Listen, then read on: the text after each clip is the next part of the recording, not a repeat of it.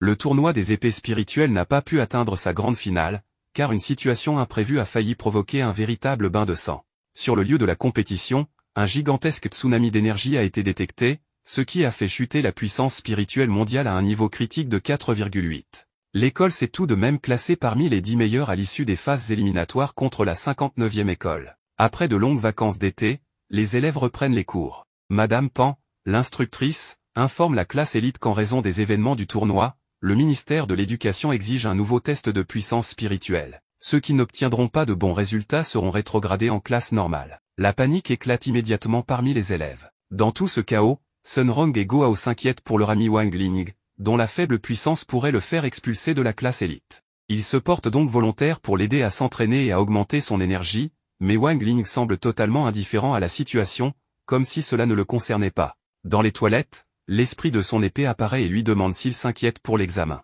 Mais Wang Ling explique que ces tests ne mesurent que le statut, pas la vraie puissance.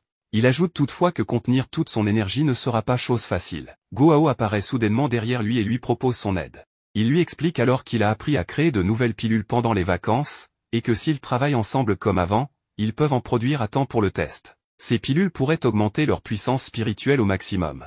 Go Hao, qui faisait semblant de ne pas être inquiet, finit par s'écrouler aux pieds de Wang Ling en le suppliant de l'aider. Il explique que ses parents seraient furieux s'il se faisait rétrograder. Ils partent alors à la recherche du crapaud cracheur de feu qui se reposait quelque part dans le collège. Ils ont besoin de sa puissance pour accélérer le processus de fabrication des pilules. Le jour du test arrive. L'instructeur explique que l'examen devait se faire avec l'aide du chien vert, mais celui-ci est introuvable, donc une autre méthode est utilisée. Les élèves doivent se tenir au centre d'une plateforme et concentrer toute leur énergie spirituelle. Plus leur énergie est élevée, plus un nuage noir apparaîtra au-dessus d'eux, puis un éclair s'abattra. Ceux qui survivent à la foudre sans exploser réussissent le test. Tout le monde panique, mais le professeur rassure, le champ de test est sécurisé et l'électricité est contrôlée. En cas d'accident, des professionnels de santé sont prêts à intervenir. Les élèves sont appelés classe par classe. Le premier à passer, un élève de première classe, se fait foudroyer dès le début et est évacué à l'hôpital. Sun Rong s'inquiète alors, elle n'a toujours pas vu Wang Ling sur place. Shen Chao la rassure, Go Hao était justement en train de le chercher, et leur classe est la dernière à passer. Pendant ce temps, au loin, on aperçoit la salle d'alchimie, celle de fabrication des pilules, qui est en pleine activité. Le chien vert était complètement épuisé après avoir utilisé son énergie de feu pour accélérer la fabrication des pilules. Go Hao explique à Wang Ling que ces pilules n'agissent que pendant 1 heure et qu'ils devront les prendre juste avant le test. Toute cette situation rappelle à Go un incident du semestre précédent, lorsqu'il avait eu un cours sur le raffinement et que son ami lui avait sauvé. C'est à partir de ce moment que leur amitié est née. Soudain, les deux entendent les pas de Madame Pan, l'instructrice, approchant dans le couloir. Pris de panique, Go Hao ne sait plus quoi faire. Calmement, Wang Ling s'approche avec un seau d'eau et le renverse sur eux deux. Lorsque Madame Pan entre dans la salle, elle découvre les deux garçons en train de sécher leurs vêtements. Furieuse, elle leur demande ce qu'ils faisaient là, à moitié nus, au lieu d'être à la zone d'examen. Le garçon explique alors qu'ils sont tombés dans la piscine et qu'ils séchaient simplement leur chemise. Mais Madame Pan remarque quelque chose à l'intérieur du four et s'en approche pour inspecter. Wang Ling fait discrètement un signe au chien vert, qui court vers l'instructrice et la submerge de l'échouille, la faisant tomber. Go Hao profite de ce chaos pour sortir discrètement les pilules du four. Madame Pan se débarrasse du chien à coups de pied, vérifie l'intérieur du four, et trouve uniquement des chaussettes de garçon. Finalement, elle leur ordonne de se rendre immédiatement à l'examen une fois leurs vêtements secs. Sur le chemin, Wang Ling demande où sont les pilules. Go Hao répond qu'il a déjà avalé les deux d'un coup. À cet instant, une immense énergie se dégage de son corps. Ses cheveux deviennent dorés, il se transforme littéralement en Super Saiyan. Son pouvoir est si intense que son corps commence à gonfler dangereusement. Wang Ling intervient en lui donnant une tape dans le dos, ce qui le fait dégonfler immédiatement, avant qu'il ne s'évanouisse. Go Hao est réveillé par ses amis sur le terrain d'examen. On lui annonce qu'il est le prochain à passer. Il se rend sur la plateforme, inquiet, cela fait déjà plus d'1 heure, et l'effet des pilules a disparu. Déçu, il concentre quand même son énergie et reçoit la foudre, mais à la surprise générale, il ne subit aucun dommage. Il est réussi. On comprend alors que la tape de Wang Ling avait modifié quelque chose en lui, rendant son corps résistant à l'électricité. Vient le tour de Wang Ling. Avant d'entrer, son instructeur lui remet un casque de protection, car sa puissance spirituelle, officiellement très faible, pourrait entraîner de graves blessures. Il se concentre, et une énorme nuée noire envahit rapidement le ciel, provoquant une panne d'électricité dans toute la région à cause de la surtension.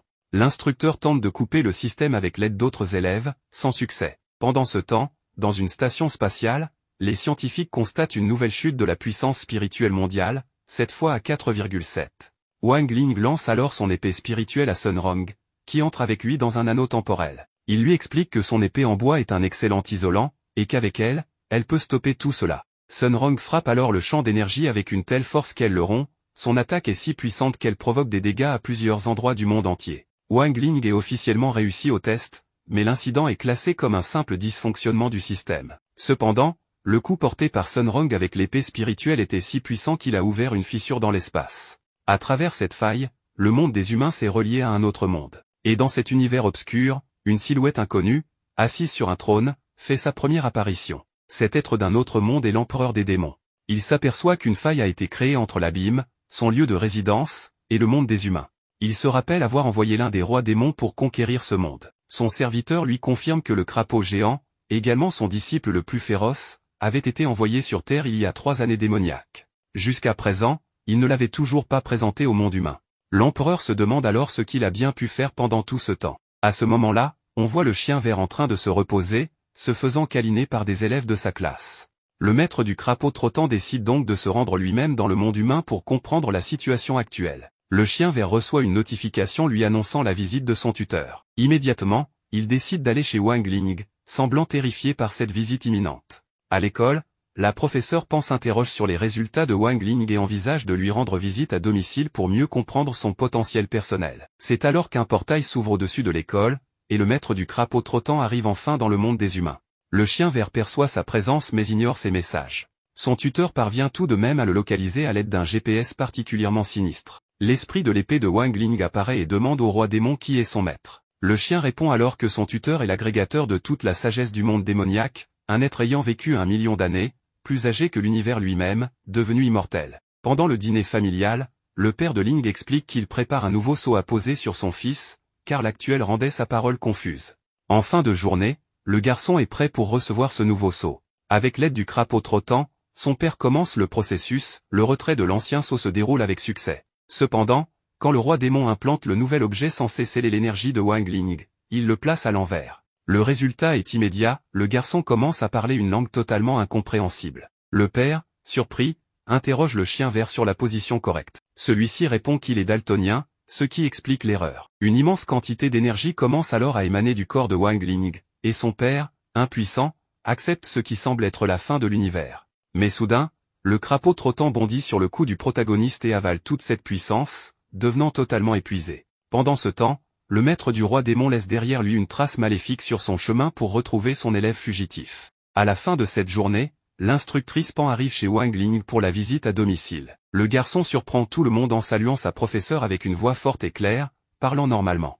La professeure va droit au but, elle dit que les notes de son élève étaient faibles le semestre précédent, affirmant qu'il n'avait pas terminé tous ses devoirs de vacances, qu'il avait échoué à la pratique de raffinement de pilules, et qu'il ne montrait aucun intérêt pour ses études. Mais le garçon la contredit totalement en affirmant qu'il a bel et bien fait tous ses devoirs, qu'il a réussi le raffinement de pilules, et qu'il a même terminé en lançant un sort de réanimation, donnant vie à ses crayons et gommes. La professeure Pan est surprise par toute la dévotion de son élève, et le père du garçon en profite pour demander à sa femme de distraire la coordinatrice, le temps qu'il puisse retirer l'ancien sceau et en placer un nouveau. C'est ce qu'ils font, pendant que la mère de Wang Ling fait visiter toute la maison à la professeure, lui et le crapaud trottant essaient à nouveau de procéder à l'échange de sceaux, cette fois, avec succès. Le garçon recommence à parler normalement, avec son ton habituel. Mais maintenant, tous les appareils électroniques de la maison prennent vie. Wang Ling saisit alors le chien vert avec son arme énergétique et s'en sert pour contenir la magie présente dans les objets.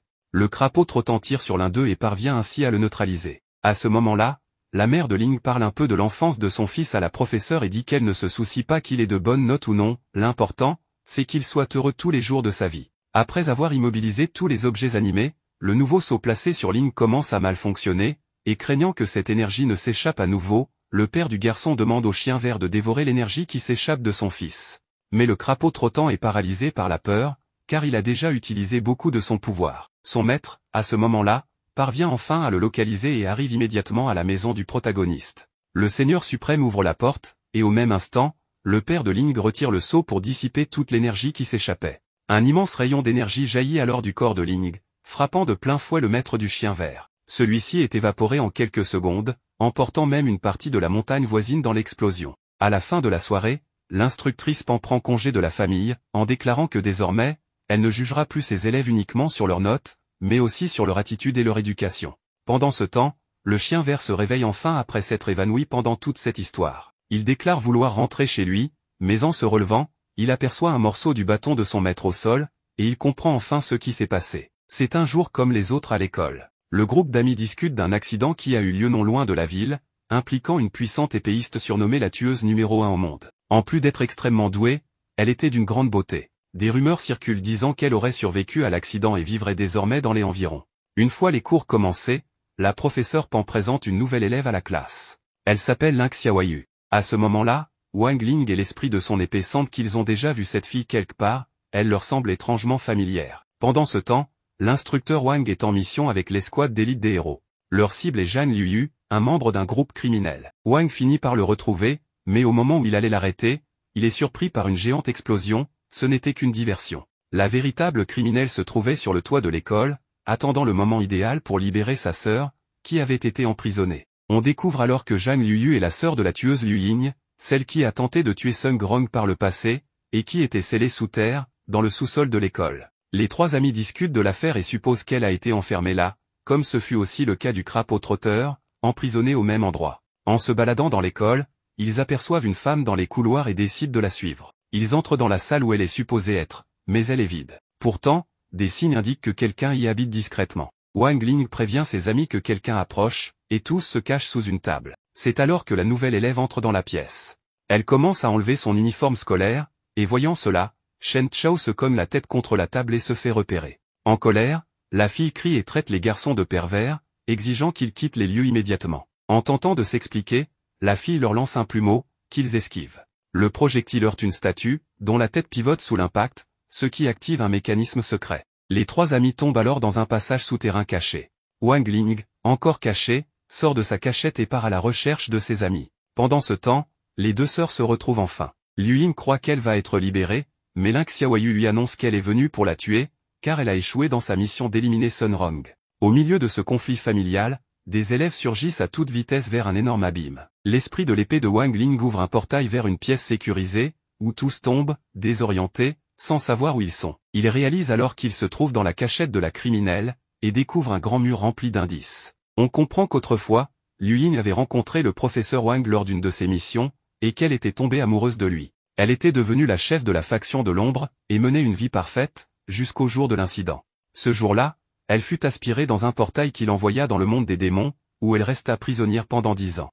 Elle accuse alors sa sœur d'être la responsable de l'accident survenu autrefois, tout cela dans le but de prendre sa place en tant que chef du groupe criminel Voile Noir. Cette dernière reconnaît qu'elle voulait effectivement devenir la nouvelle chef, mais nie être à l'origine de l'incident. Sans plus de patience, la criminelle décide d'en finir en lançant une puissante attaque lumineuse remplie d'énergie contre sa sœur. Mais à ce moment-là, l'instructeur intervient en arrêtant la flèche magique à main nue pour la sauver. Les élèves, de leur côté, essaient de reconstituer les événements d'il y a 10 ans. C'est alors qu'on apprend la vérité sur ce qui s'est passé. À cette époque, le crapaud trotteur est apparu dans le ciel à travers un immense portail, semant le chaos et la destruction sur toute la région.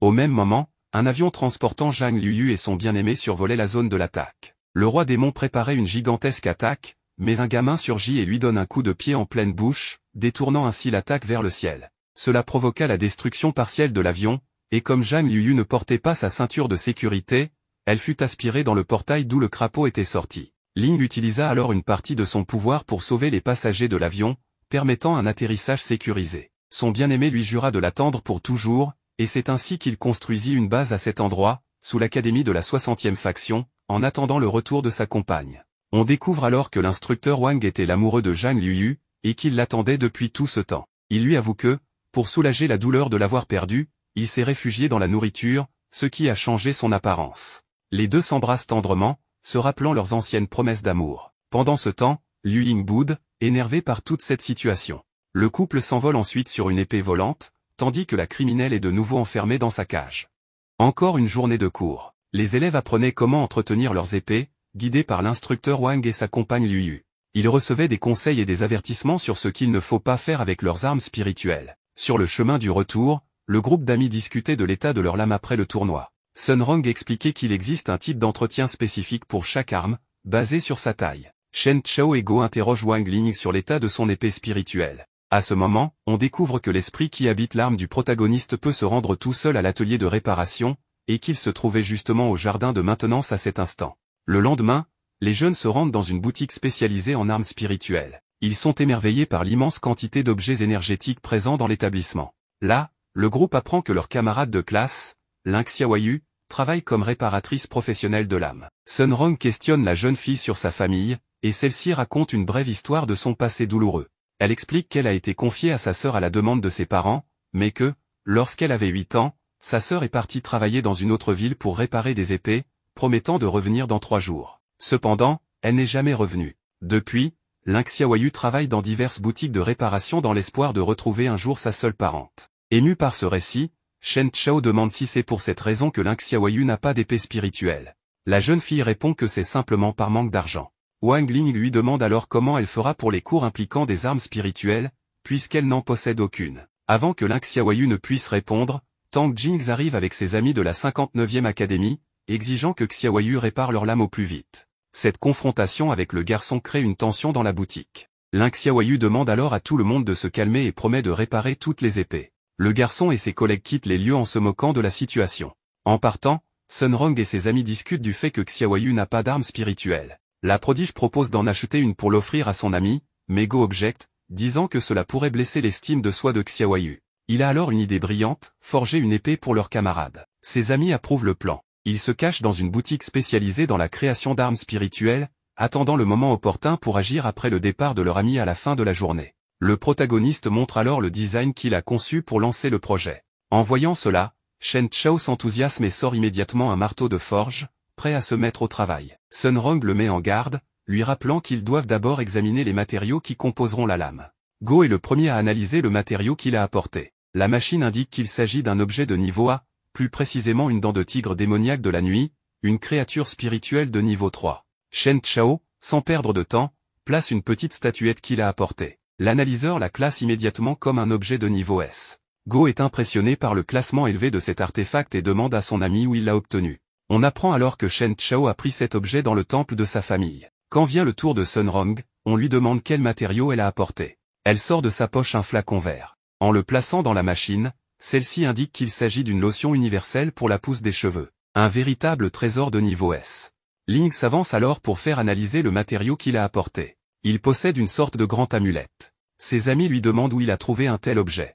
Le garçon répond qu'il l'a trouvé près de chez lui. Mais ce que ses amis ne savent pas, c'est que cet objet appartenait en réalité au maître du crapaud échangeur, plus précisément, il faisait partie du bâton que cette créature utilisait comme arme. Cet objet s'est retrouvé près de chez Wang Ling parce que c'est précisément là que le maître démoniaque a été anéanti par l'énergie incontrôlable du protagoniste. Sun Rong explique ensuite que l'étape suivante consiste à placer tous les matériaux dans la fournaise, puis seulement ensuite commencer le processus de forge. La nuit passe, et le lendemain matin, Xiaoyu arrive pour une nouvelle journée de travail. Alors qu'elle fait sa routine matinale de vérification, elle a la surprise incroyable de trouver ses amis déjà sur place. Ils lui remettent une épée, ce qui la touche énormément. Elle est particulièrement émue car cette lame spirituelle ressemble beaucoup à celle que possédait sa sœur. Wang Ling, d'une manière ou d'une autre, savait ce détail, et a conçu l'arme ainsi exprès. Mais ce moment d'émotion est brutalement interrompu par l'arrivée de Tang Jingz, qui a fait réparer son épée par le gérant du magasin. Il ordonne à Xiaoyu, en tant qu'employé, de l'aider à tester son arme dans un terrain d'entraînement.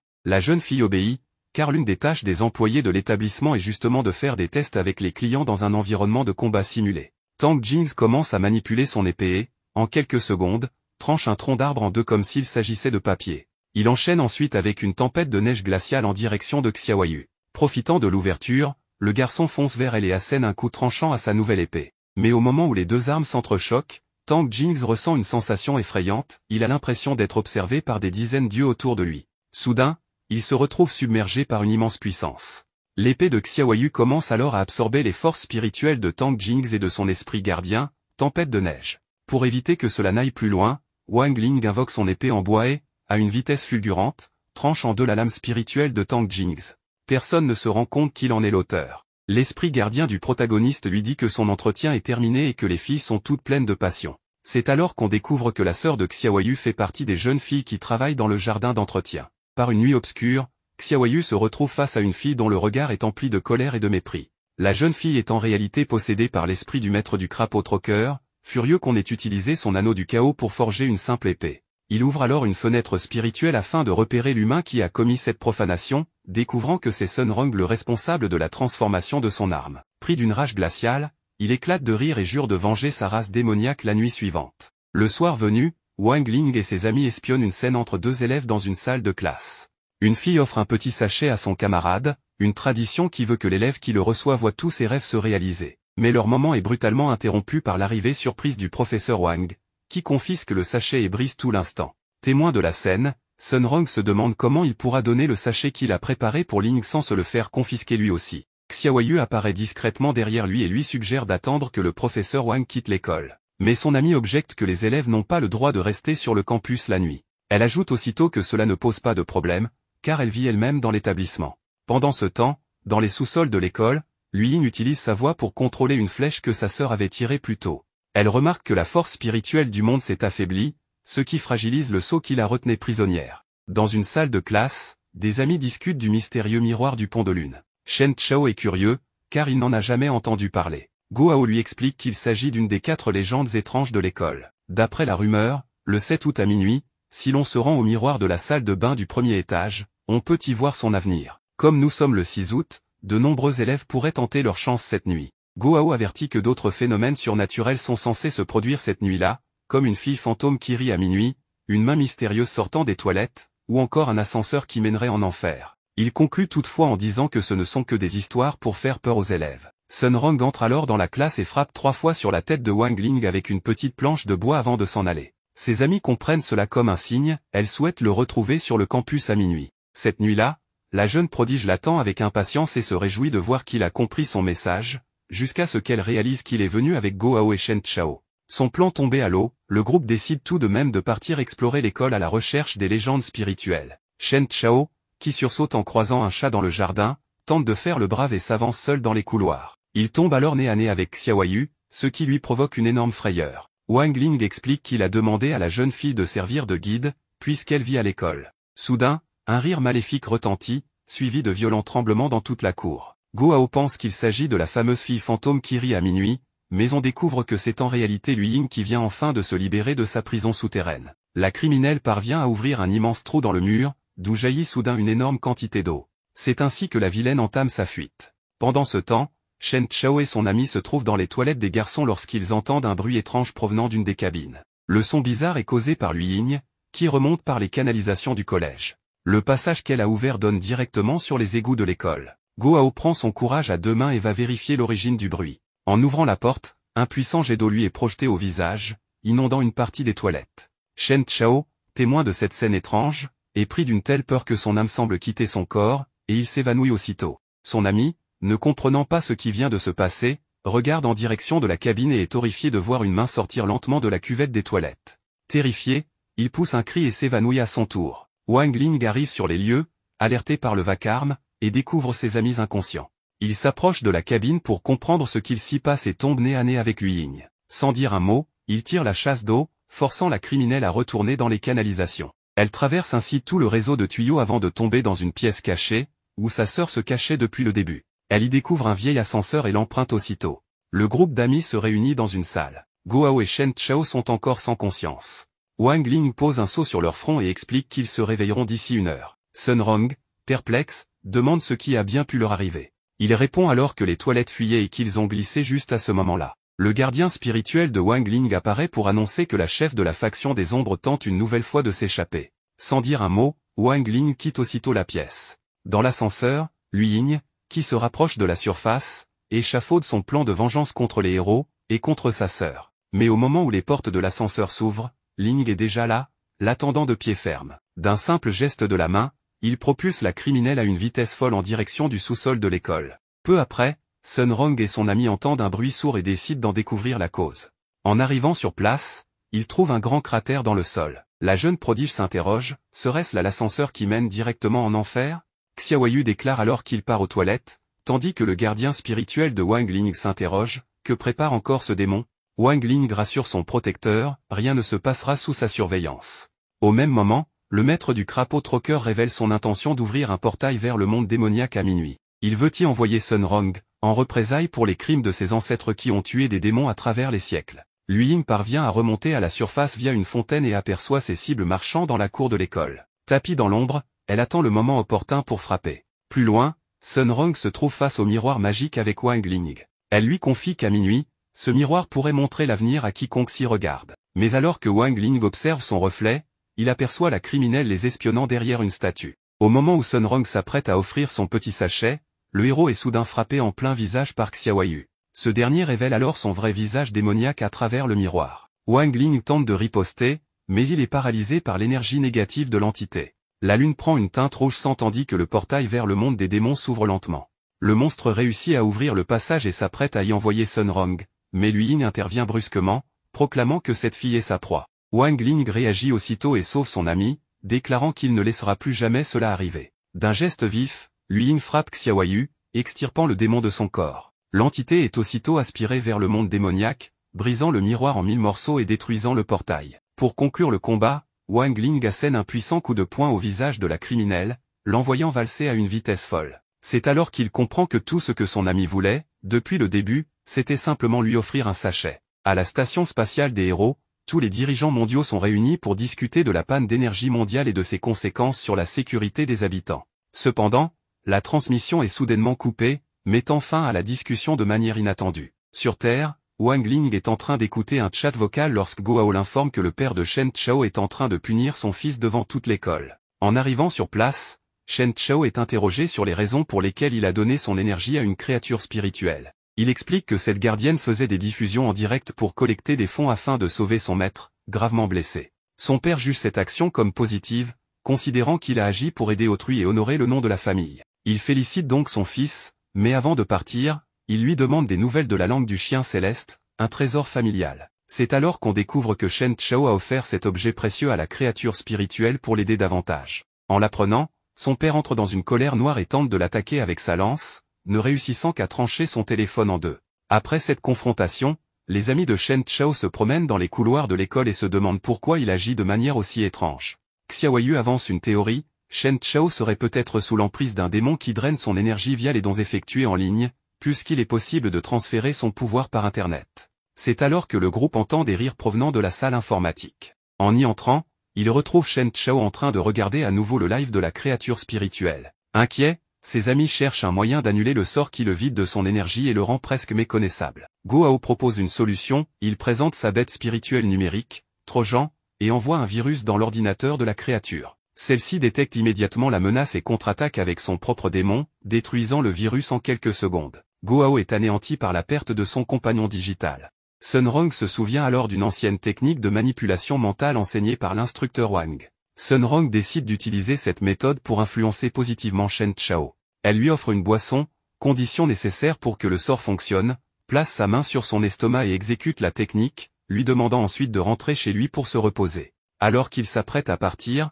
la créature spirituelle renard le rappelle, car sa popularité en ligne est en baisse. Elle joue avec ses émotions, prétendant avoir besoin de lui pour être heureuse. Touché par ces paroles, Shen Chao parvient à briser le sort que Sun Rong avait lancé, laissant ses amis sous le choc. Il retourne aussitôt à la diffusion en direct et fait don de 4 téléviseurs alimentés par de l'énergie spirituelle. C'est alors que l'on découvre que le maître du renard n'est autre que le démon que Wang Ling avait autrefois anéanti grâce à son incroyable pouvoir. Ce démon est également le mentor du fameux crapaud trotteur. La gardienne, de son côté, accumule toutes les récompenses reçues pour ramener le corps physique de son supérieur. Le groupe d'amis, ne sachant plus quoi faire, reçoit la visite du père de Shen Chao, totalement furieux face à cette situation. Pour en finir une bonne fois pour toutes, le père de Shen Chao détruit l'écran qui diffusait le live en le coupant en deux. Son fils, paniqué, déclare alors qu'il va partir dans une autre dimension. Il connecte son corps à un câble qui lui permet de projeter son esprit dans le monde cybernétique digital. Shen Chao traverse alors plusieurs serveurs jusqu'à retrouver sa bien-aimée. C'est à ce moment-là que la véritable nature de renard est révélée, il s'agit d'un démon hideux qui avait modifié son apparence afin de récolter toute l'énergie nécessaire pour soigner son maître. Shen Chao tente de l'attaquer, mais étant un esprit, il est incapable de blesser un corps physique. Le démon tente alors d'aspirer l'âme du garçon à l'aide d'un aspirateur énergétique. Alors que tout semble perdu, Ling parvient à asséner un coup au monstre grâce à son poing, qui traverse l'espace cybernétique pour sauver l'esprit de son ami et le ramener dans son corps. À la fin de la journée, un reportage annonce que le héros Zouyi a réussi à capturer toute l'énergie que le démon avait accumulée. Il met en garde tout le monde contre les dangers liés au transfert de puissance spirituelle via Internet. Shen Chao a bien failli perdre son âme. Dans la maison du clan Sun, le père de famille est au téléphone avec un vieil ami, espérant qu'il puisse l'aider avec 200 millions d'énergie spirituelle pour payer une partie des dettes de son entreprise. Cependant, il ne reçoit aucun soutien et est complètement bouleversé par cette situation. Sun Rong observe la scène avec un regard triste, incapable de faire quoi que ce soit.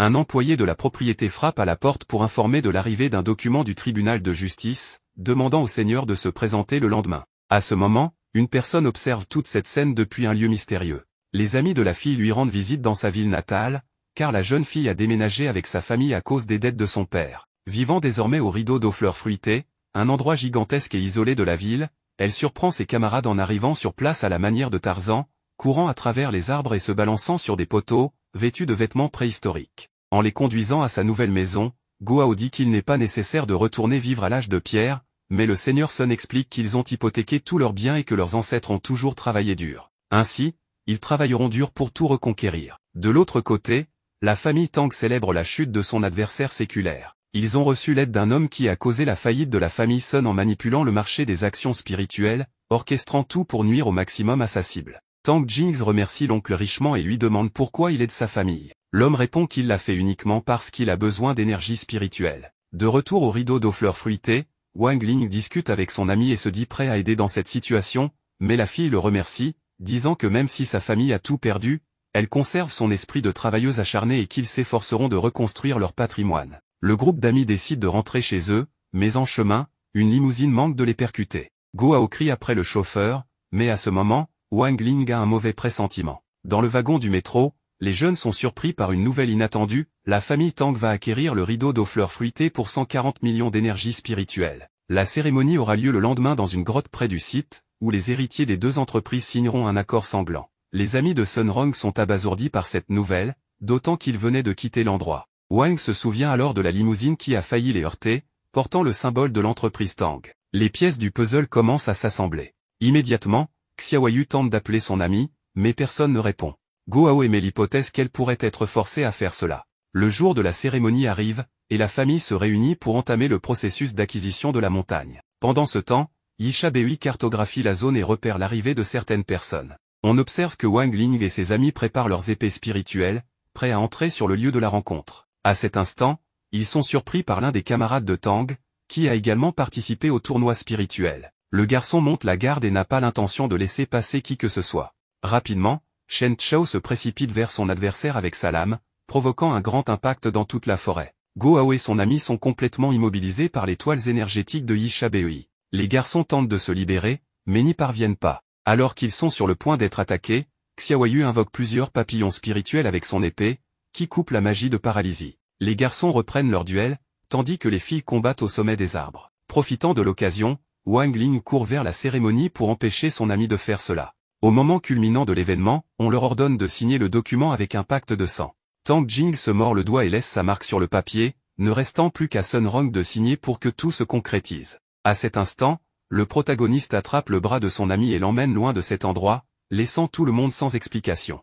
Après une bataille acharnée, ses amis parviennent également à arriver sur place, mais ils sont tous surpris par la fille prodige, qui affirme qu'elle fait cela de son propre gré. Elle explique qu'après le départ de ses camarades la veille, le chef de la famille Tang a proposé d'acheter le rideau d'eau fleurs fruitées, mais elle a immédiatement refusé, disant que peu importe le temps qu'il faudrait pour récupérer leurs biens, elle ne ferait jamais d'accord avec lui. Ses parents, en revanche, lui ont expliqué qu'il pourrait falloir des siècles pour se stabiliser et que cette proposition pourrait sauver leur vie. En entendant cela, la jeune fille accepte la proposition pour le bien de sa famille.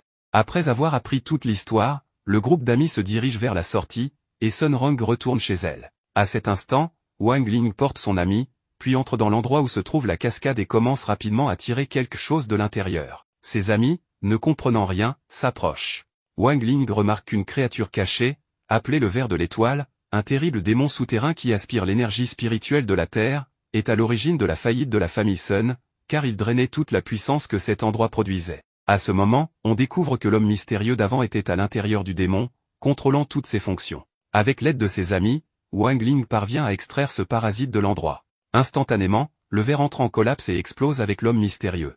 L'énergie spirituelle volée retourne à la famille Sun. La fille prodige, qui était sur le point de signer l'accord sanglant, est surprise par l'un de ses employés, qui annonce que les actions de la famille sont remontées au sommet. Ensuite, le héros Zui apparaît à la cérémonie avec son escouade, avertissant qu'il y a eu une manipulation d'énergie spirituelle par la famille Tang. À l'Assemblée de l'art de l'épée spirituelle Songhai, les étudiants sont invités à participer à l'événement afin de démontrer leurs compétences avec leur puissante lame. Le présentateur présente alors les juges du programme, le premier étant le héros Zui, suivi de l'instructeur de la 59e académie, et enfin le célèbre duo Ling Yuan et Anse, deux filles qui croient en l'existence de l'art et de la beauté au cœur du combat. Le commentateur révèle ensuite que l'organisateur a préparé des prix pour les spectateurs. Le premier est un billet pour Force Skyloop, une incroyable station spatiale. Eh bien, le programme a commencé, le premier participant présenté est Sun Rong. Cependant, à ce même moment, nous remarquons que l'homme mystérieux regardait aussi la transmission. La fille monte sur scène, on lui demande ce qu'elle va présenter, la fille prodige répond alors qu'elle va exécuter la compétence ancestrale épée du soleil, danse de l'océan. La jeune fille commence alors ses mouvements dans un rythme qui contrôle plus d'une douzaine d'épées autour d'elle, et ses lames s'élèvent dans les airs. L'homme mystérieux réagit, il exécute une commande sur son ordinateur afin de perturber l'arme spirituelle de la fille. Wang Ling, qui était dans le public avec ses amis, remarque quelque chose d'étrange, et au même instant, les épées tombent sur un instructeur, qui est rapidement sauvé par le prof Wang. Certaines armes tentent aussi d'atteindre le héros, mais il esquive en souriant, et bien qu'il soit presque touché par l'attaque, il parvient à l'éviter. Elle reçoit un avertissement du jury et peut être jugée par tout le public et les spectateurs. La fille sort déçue, mais est réconfortée par ses amis qui lui disent qu'elle n'est pas responsable des erreurs survenues. Le commentateur annonce le prochain participant, une présentation en duo, Shen Chao et Go Hao montent sur scène, prêts à montrer leur numéro grandiose. Les garçons vont démontrer comment attraper une épée les yeux bandés, et le public devient fou avec cette annonce. Go Hao porte la lame de son ami et, avec sa permission, il avance pour le frapper. Shen Chao libère les bras de son esprit gardien pour arrêter un puissant coup qu'il va recevoir. En observant cette scène, l'homme mystérieux utilise une sorte de dispositif pour perturber la présentation.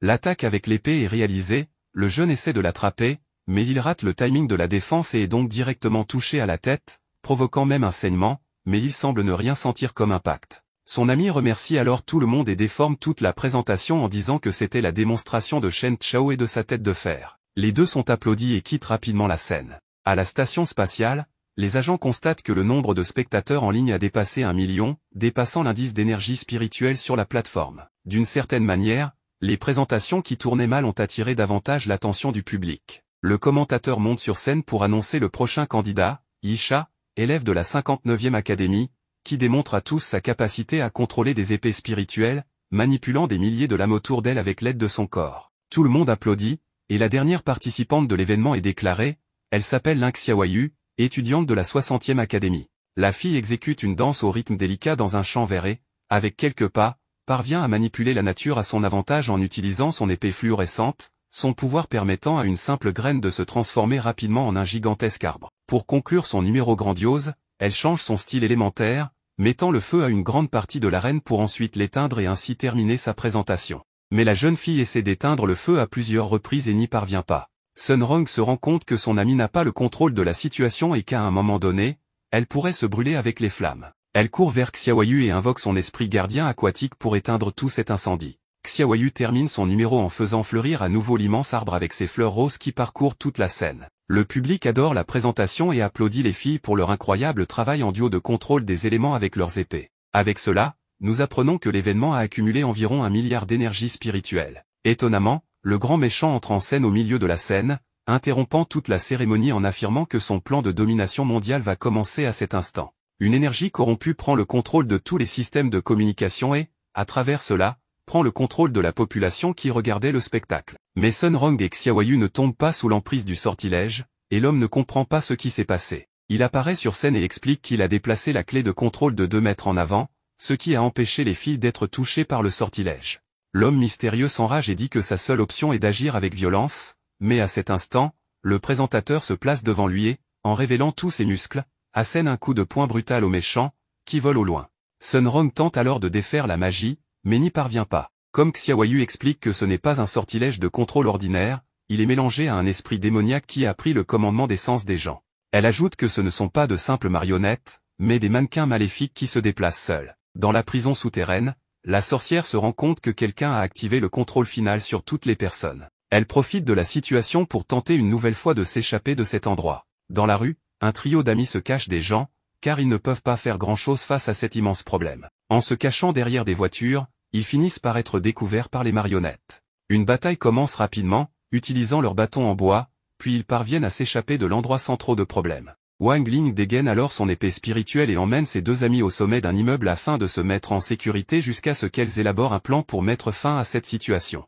Alors qu'elles discutaient de ce qu'elles allaient faire, quelque chose est lancé sur la tête de Sun Rong, et en regardant vers la rue, elle remarque une foule de personnes envahissant tout l'espace. Bizarrement, ils ont formé une sorte d'échelle humaine pour atteindre la fille. Au loin, on remarque que Shen Chao lui aussi est contrôlé, et en concentrant son énergie dans ses pieds, le garçon court à une vitesse incroyable, repoussant tous ceux qui se trouvent sur son chemin et escaladant l'immeuble. Dans les airs, Shen Chao crie qu'il aime Sun Rong, mais elle répond qu'elle ne l'aime pas, ce qui fait perdre au jeune homme son seau de contrôle, et il tombe face contre terre. Le groupe comprend alors que la seule façon d'annuler ce contrôle définitif est que la fille prodige blesse les sentiments de toutes les personnes en disant qu'elle ne ressent rien pour elle. Du haut de l'immeuble, elle crie qu'elle se fiche de chacun d'eux, et immédiatement, le seau sur leur tête est détruit, les ramenant à la normale. Rapidement, Shen Chao, observant la situation, affirme qu'il y a encore beaucoup de personnes contrôlées et que crier pour quelques-unes ne suffira pas à inverser la situation. Il décide de faire une transmission avec son téléphone portable, de cette manière,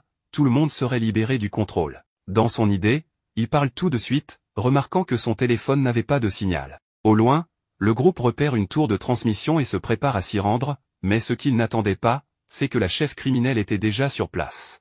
À partir d'un petit livre, elle commence un discours maléfique où elle disait qu'il ne parviendrait pas à sauver le monde cette fois-ci, mais elle remarque que le groupe fait plusieurs signes avec les mains et qu'elle n'arrive pas à entendre ce qu'ils disent. À ce moment, elle réalise qu'on l'avertissait d'un gigantesque météore qui se dirigeait vers elle. Sans avoir le temps de réagir, la criminelle est frappée de plein fouet par le météorite, et avec elle, la tour de transmission est également détruite. Wang Ling utilise son pouvoir oculaire pour voir qui est responsable de cette attaque et découvre que c'est l'homme mystérieux qui, à ce moment, se trouvait sur la Lune. Abasourdi par la destruction de la tour de téléphonie, le groupe se remet à réfléchir à un moyen d'obtenir du signal pour le smartphone. Wang Ling a alors l'idée brillante de faire la transmission via la station spatiale. Après tout, elle avait pris les 2 billets qui étaient le premier prix de l'événement. Après cela, tous s'envolent sur l'épée spirituelle du protagoniste. Le gardien dit qu'il ne supporte pas tout ce poids à son âge, mais son maître lui promet 2 paquets de nouilles instantanées s'il les emmène jusqu'au lieu.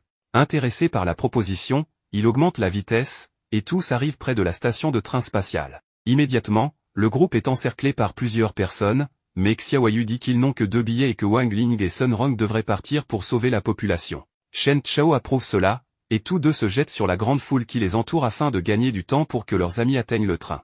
Le duo court alors et entre dans le wagon qui les mènera à la station spatiale. Seul à cet endroit, le protagoniste dit à son ami qu'il veut lui dire quelque chose, mais il ne sait pas si c'est le bon moment. La fille répond que ce n'est pas un problème, elle est prête à écouter ce qu'il a à dire. Il commente alors qu'en raison de la catastrophe dans une grande partie du monde, il n'y avait personne pour vérifier les billets d'entrée du train, donc leurs amis auraient pu venir avec eux sans aucun problème. La fille est consternée, car elle pensait qu'il s'agissait de quelque chose de romantique ou de vraiment important, mais elle réalise en même temps qu'ils ont fait une erreur en ne prenant pas leurs collègues avec eux. Lorsqu'ils arrivent enfin à la station spatiale, Wang Ling établit toute la connexion pour que son ami commence la transmission, et devant la Terre et tous ses habitants, elle se présente et dit qu'elle s'est toujours considérée comme le centre de l'univers. Après tout, elle est née dans une famille qui avait tout ce qu'elle désirait. Mais cela a changé lorsqu'elle a commencé à étudier au collège de la 59e Académie. À cet endroit, elle a réalisé qu'elle n'était rien de ce qu'elle pensait être. Elle s'est inscrite à l'événement pour attirer à nouveau l'attention de sa famille et de ses amis, et ironiquement, elle a réussi à attirer l'attention du monde entier d'un seul coup. Mais à ce moment, elle voulait seulement être remarquée par un seul homme. En entendant ce message, tout le monde commence à pleurer, et ainsi leurs seaux sont complètement détruits. Xiaoyu et Shen Chao remarquent que la mission est terminée avec succès, mais un problème plus grave approche de la Terre, un grand météore qui était contrôlé par l'homme mystérieux, qui, finalement, révèle sa véritable forme en se transformant en un serpent démoniaque qui prévoyait de faire exploser tout le monde des humains. Wang Ling remarque la peur dans les yeux de Sun Rong, dit qu'il va régler ça, et ainsi, il lance son épée vers le gigantesque météorite, le faisant exploser en milliers de morceaux, sauvant la Terre et terminant cette journée avec une magnifique pluie de météores.